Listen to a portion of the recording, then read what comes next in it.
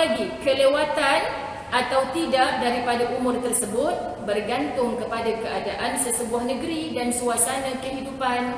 Jangan pelik cucu orang tu 9 tahun dah haid. Muslimat jangan leza sangat dulu. Tu gatal sangat dah tu Ustazah 9 tahun dah haid. Kitab kata muslimat bergantung kepada keadaan sesebuah negeri dan suasana kehidupan. Kadang-kadang bukan sebab gatalnya tu dia keluar darah haid dulu, tapi matangnya dia. Kecil lagi muslimat dah diberi tanggungjawab oleh ibu ayahnya. Mindanya tu berfikir cara orang tua. Allah beri cepat muslimat. Kerana apa? Orang yang didatangi haid ini bukan hina, bahkan dimuliakan oleh Allah. Sebab apa? Sebab dah ada buku rekod sendiri. Lepas ni membuat pahala, masuk terus akaun. Kita nak bercakap dengan anak, cucu yang pertama kali datang haid, raikan, belai ubun-ubun mereka. Mulianya kamu sayang. Kenapa mulia nenek? Sebab sempurna sebagai wanita datang haid. Ada yang Allah Subhanahu Wa Taala uji, muslimat dirahmati Allah, dia tak faham pun apa sebenarnya darah haid ni. Jijik lah, kotoran lah. Allah tak sebut macam tu pun. Bahkan dia adalah anugerah yang patut kita syukuri. Jadi kita plan nak buat umrah, plan nak buat haji, plan dalam Allahumma salli ala Muhammad, Zulhijjah tempoh hari nak beribadah 9 hari penuh, 10 hari sampai malam 10 Zulhijjah. Tapi telefon Ustazah, rugilah saya datang haid. Jangan rasa rugi dengan anugerah Allah. Kalau orang rasa rugi dengan anugerah Allah, takut ibadahnya jadi sia-sia. Yelah, saya tahulah tak boleh sembahyang, qiyamul lail, tapi saya zikir je lah. Zikir je lah. Zikir je dalam keadaan dia haid muslimat, mungkin lebih dimuliakan Allah dengan orang yang bangun malam meraihkan Zulhijjah, meraihkan malam-malam akhir Ramadan. Syaratnya dia syukur, alhamdulillah bulan lepas tarikh ni lah keluar, bulan ni keluar lagi. Kita tak ada switch tertentu. Buktinya ada orang makan ubat nak tahan haid, masih lagi keluar. Muslimat, tak jadilah Ustazah. Sebab kita bukan Tuhan. Allah nak bagi dia mengalir sihat, keluarnya darah kotor dengan sempurna. Muslimat dirahmati Allah. Okey. Baik, yang ketiga itu anak perempuan mesti dengan haid. Yang ketiga, mimpinya kita susah nak tanya. Kita pun malu nak tanya nombor 1 tadi. Kita nak tanya dia jadi syahwat ke tidak, malu muslimat. Yang kedua, anak perempuan mudahlah, sebab bila dia nak beli pad dia cari kita. Dia tak kerja lagi, tak ada duit lagi. Dia tak boleh bawa kereta nak pergi supermarket nak beli dia punya pad tu muslimat. Kita tahulah. Tapi kalau nombor 1 tadi memang tak tahu. Jadi Islam ni Masya Allah, dia meraihkan seluruh keadaan. Kalau nombor 1 susah nak tanya Ustazah, nombor 2 anak perempuan kita tak ada. Dan ataupun yang perempuan tak datang-datang lagi haid, umur dah 16 tahun ni. Tengok yang nombor 3, cara nak kenal umur baligh. Nombor 3, berumur 15 tahun berdasarkan tahun Qamariyah. Tahun Qamariyah ni kalau saya lah, cik nak sebut juga tu muslimat kan. Kalau saya tahun 2020, usia perkahwinan saya 18 tahun. Macam itulah. Kalau ikut bulan Qamariyah, usia perkahwinan saya 19 tahun. Kan ada beza tu muslimat. Jadi kita pun kena tahu. Dan internet sekarang ni ada kan, boleh cek. Kita lahir tahun 1976, sekian tarikh, nak tahu hari apa, kita boleh cek hari Islamnya macam mana. Masya Allah, makin canggih, kita je yang tak nak ambil tahu umur Qamariyah aku ni berapa. Jadi ikut umur Qamariyah 15 tahun. Contoh anak perempuan kita sekarang ni, anak-anak kita umur 14 tahun. Mungkin kalau kita ikut kiraan Qamariyah, sebenarnya umur dia sudah pun mencecah 15 tahun. Betul muslimat dirahmati Allah? Baik. Keadaan ini diambil kira apabila tidak berlaku mimpi. Nombor 1, tak nampak anak kita nampak macam Allah, mulus, naif muslimat. Tak ada pun senyum sorang-sorang bila tengok cerita cinta-cinta. Muslimat kan? Maka kita kata macam mana bang? Kita pula stres. Dah haid ke belum? Dah haid ke belum? Kita pula stres. Dah balik ke belum? Dah balik ke belum? Keluar haid punya tidak. Tetapi cara yang ketiga ini, tengoklah 15 tahun mencapai umur Qamariyah. Jadi beritahu anak-anak kita, ibu dekat sekolah kan semua kawan-kawan dah datang haid, kakak seorang je belum. Tak apa, anak ibu ni dah balik pada tak sembahyang, Allah suruh malaikat catat. Kerana apa? Sebab umur 15 tahun dah. Balik dah kamu. Ya ke kakak balik? Kawan-kawan kata kakak ni belum balik. Anak yang lurus, yang rapat, yang manja, tak ada kawan-kawan lain, hanya ibunya. Sembang-sembang begini boleh berlaku. Jadi raihkan anak kita muslimat dirahmati Allah. Allah beri ujian hebat baru 15 tahun Allah uji dah. Orang lain semua haid, kamu tak haid. Tapi 15 tahun dah anak ibu, Masya Allah, jaga-jaga, hati-hati. Kita ni orang perempuan, jangan mudah sangat nak sembang-sembang berdua-duaan dengan orang lelaki. Tengah-tengahnya adalah syaitan. Wanita ini adalah perhiasan dunia. Tapi wanita yang bagaimana? Wanita yang salihah, bukan yang mudah-mudah mempamerkan wajahnya kepada orang-orang lelaki. Cerita. Tapi kakak tak haid lagi, semua tanggungjawab tu tak ada kan kat kakak. Dah 15 tahun dah. Muslimat. Jadi bila kita ada ilmu ni, kita akan ada cara bagaimana untuk bercakap-cakap dengan mereka tentang hubungan mereka dengan Allah. Boleh ke ibu-ibu dirahmati Allah yang punya anak bukan 15 tahun? Ada ibu-ibu saya kat sini yang anaknya sudah umur 51 tahun pun ada. Macam mana nak patah balik ustazah? Macam mana nak patah balik, nak sembang-sembang tu? Tak salah ibu, ilmu ni tak salah. Allah beri kita ilham di hujung-hujung usia untuk kita jadi nenek yang hebat. Allah beri kita ilmu, peluang begini di hujung-hujung usia untuk kita menulis di ruangan grup family. Nasihatkan bila datang, makan-makan. Sebelum makan, rumah nenek ada syarat. Dengar ceramah nenek 5 minit. Muslimat ya. Jadi kita nak sebut, okey minggu depan kita nak jumpa satu family. Nenek buat favourite Kak Ngak. Bulan depan, Kak Long punya. Tapi syaratnya mesti 5 minit tazkirah bersama nenek. Jangan 1 jam setengah. Terus pengsan anak cucu kita, muslimat. Baik, tempoh haid kita tengok 10.30. Okey. Kita tengok tempoh haid. Ini yang selalunya orang bertanya, haid ke istihadah? Haid ke istihadah? Okey. Ia terdiri daripada 3, iaitu tempoh paling pendek, tempoh paling panjang dan tempoh yang ghalib. Ghalib ni menjadi kebiasaan kebanyakan perempuan.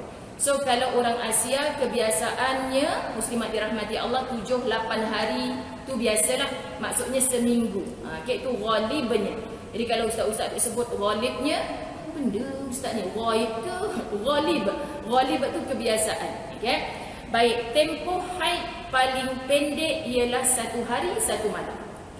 Kalau orang ustazah, ni biasalah bila nak queue dekat immigration, ikut ustazah umrah, muslimat dirahmati Allah, tiba-tiba datang lap-lap tisu air mata. Kenapa kak? Tadi pergi tandas, tiba-tiba ada darah. Dan kenapa ada darah? Macam tak pernah haid je kak ni. Ustazah ni, masalah ni dah 4 tahun tak datang haid ustazah. Ni nak pergi umrah pula. Akak ni bernazar kalau akak dah memang berhenti haid, sebab dulu akak pernah buat umrah. Akak sampai je Mekah, akak haid. Akak frust sangat masa tu ustazah.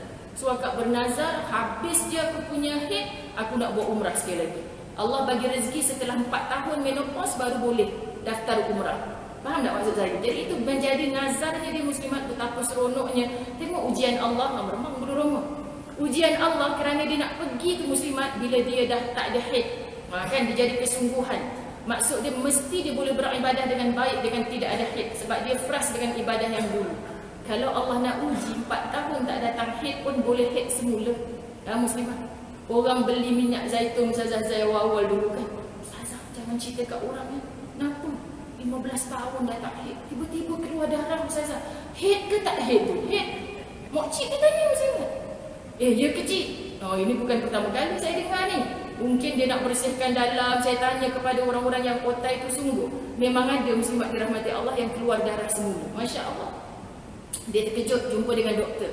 Jadi dalam fiqh, apabila sehari semalam. Jadi kakak yang tadi tu, kak tengok pukul berapa sekarang? Pukul 2 petang ustazah. Kita sampai nanti dekat Mekah, agak kira 24 jam daripada waktu ini dia keluar. Memanglah bukan sentiasa. Contohnya nanti dalam kapal terbang akak pergi bilik air, tengok dah tak ada. Tak apa, tak payah sembahyang, sebab mungkin akak haid, tak payah sembahyang. Nanti sampai dekat sana baru 18 jam. Mungkin belum ada. Jam yang ke-20 ada pula ustazah sikit.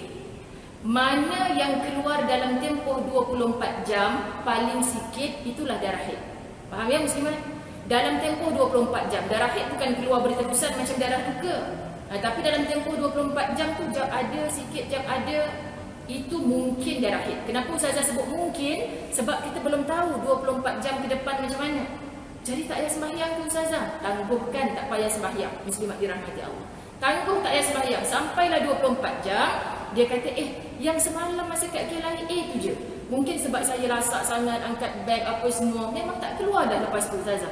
Jadi selepas 24 jam hanya yang semalam setitik itu muslimat dirahmati Allah, maka itu bukan darah haid. Jadi yang bukan darah haid tu perlu mandi ke? Sebab tak cukup 24 jam, tak perlu mandi wajib. Jadi semalam saya tak sembahyang ke? Allah Maha mengetahui. Semalam kita tak tahu ia haid atau tidak, lalu untuk kita berjaga-jaga kita tak solat.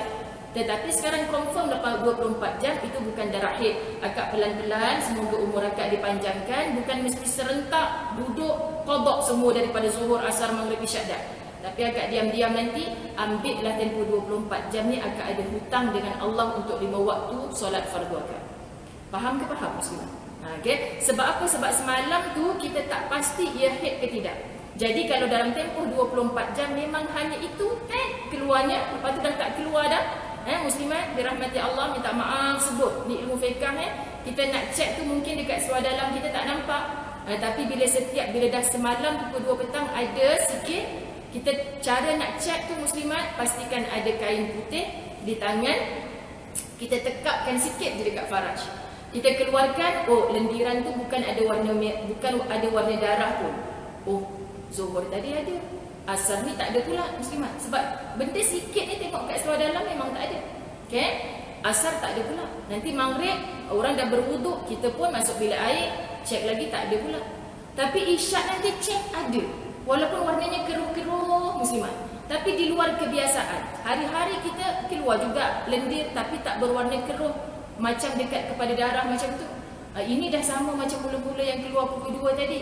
Bermaknanya dalam tempoh 24 jam dia keluar, itulah dia darah haid. Paling sikit mesti 24 jam. So siapa saja yang PM tepi, Ustazah, saya ni macam bila kencing keluar macam benang warna darah Ustazah, Kak cuba pergi jumpa doktor. Kan jumpa doktor. Selalunya bila dia jumpa doktor muslimat, apa yang doktor cakap hasilnya adalah kencing kotor. Kan? Kencing kotor, dia bagi ubat, oh dia keluar macam tu. Selalunya. Ustazah saya bukan doktor, tapi bila dia sebut macam tu, setiap kali buang air kecil rasa keluar macam tu, tapi tak 24 jam. Kadang-kadang je jumpa doktor, Kak, Ustazah betul lah doktor kata saya ni kencing kotor. Muslimat, ada luka di bahagian tertentu yang luka itu bukan tempat keluarnya darah haid. Jadi ibu-ibu yang umur macam ni pastikan 24 jam keluar, walaupun tidak berterusan, paling sikit itulah darah haid. So kalau tak sampai 24 jam itu bukan darah haid. Okey ya, ibu dirahmati Allah. Baik. Kita nampak dah. Tempoh paling mana tadi? Tempoh haid paling pendek ialah 1 hari 1 malam, 24 jam. Dan tempoh yang paling panjang ialah 15 hari 15 malam. Sebab tu kuliah haid Ustazah Zai mesti akan ada muslimat dirahmati Allah kalender kuda. Kan kalender kuda. Apa pula Ustazah Zai ni kalender kuda? Nak ajak faham muslimat, 15 hari pertama adalah zon kotor. Mudah nak bayangkan dalam kepala ni, 1 hari bulan kita datang haid sampai 15 hari bulan itulah zon haid, zon kotor kita. Zon kotor bermaksud yang kita tak boleh sembahyang, tak boleh puasa. Syaratnya dalam tempoh itu keluar darah. Syaratnya dalam tempoh itu keluar darah. Oh ini Ustazah Zai kata 15 hari maksimum. Hey, jangan bersih kita tiba-tiba kita tak payah puasa baru hari ke-14. Syaratnya dalam 15 hari itu ada darah yang keluar. Jadi apa saja darah yang keluar dalam tempoh zon kotor itu adalah darah haid. Jadi kena ada kalender, wajib bagi orang perempuan ada kalender. Suami-suami yang soleh muslimat jaga isteri dalam bab agamanya sampai ada kalender haid untuk isterinya. Masya Allah. Ini yang paling kita nak tarbiyah keluarga kita, Masya Allah. Ada kalender haid untuk isterinya. Berbahagialah kita, tak payahlah bagi hadiah bunga, sejambak, kereta, limousin semua. Tapi kalau kita haid, yang dah tanda ke belum? Tadi kan pukul 2 awak zuhur. Itulah abang kata jangan solat lewat-lewat ni, pukul 2 dah datang haid. Tadi masa azan satu suku belum haid lagi kan? Tanda kat kalender tu ada hutang zuhur. Tu dia kita rasa sweetnya muslimat. Tak percaya cuba suruh suami kita. Dah tak haid dah Ustazah, nak suruh apa lagi? Dan macam itulah muslimat kan? Minta suami kita bagi faham kepada anak-anak lelaki kita. Ingatkan isteri ada kalender haid. Kerana apa? Muslimat dirahmati Allah, besar kesannya dalam rumah tangga Islam. Dalam haid, anak lelaki mak macam mana bernafsu pun dilarang oleh agama untuk meniduri isterimu muslimat. Ini perintah Allah. Perintah Allah. Tapi perbahasan fiqh nanti panjang lah. Kalau dia kata 3 bulan tak jumpa ustazah, asal balik je haid, asal balik je haid. Itu PM tepi lah nanti muslimat. Malu pula nak cerita kat sini. Kan? Jadi maksudnya muslimat dirahmati Allah, ada perbahasan fiqh. Tapi jujurnya, bila Allah Subhanahu Wa Taala kata jangan isterimu dalam keadaan haid